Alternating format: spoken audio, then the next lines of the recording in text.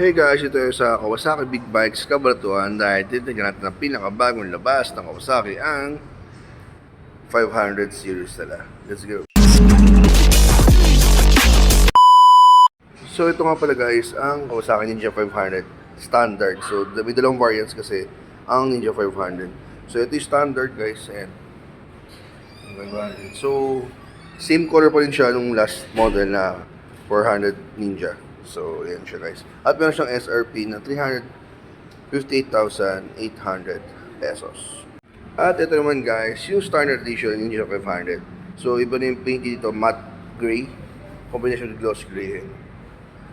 Ayan. So, mas updated yung colorway nito. At meron siyang presyo, 379,600 pesos. So, ayan siya guys. Ninja 500 Special Edition and Standard Edition. So, ano ba pinagkaiba nila? So, itong si Special Edition is merong extra accessory, which is the slider.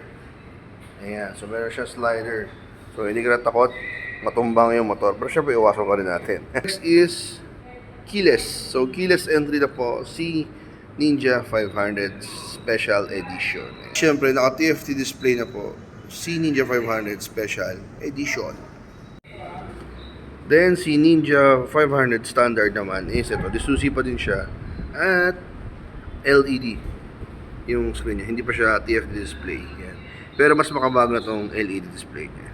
Pala, walang charging port dito si Ninja 500 Standard. Ninja 500 Special Edition, meron na siyang charging port. Ayun, charging port. So Ninja 500 is Special Edition pala, is meron pa siyang tank pad dito. Ayan.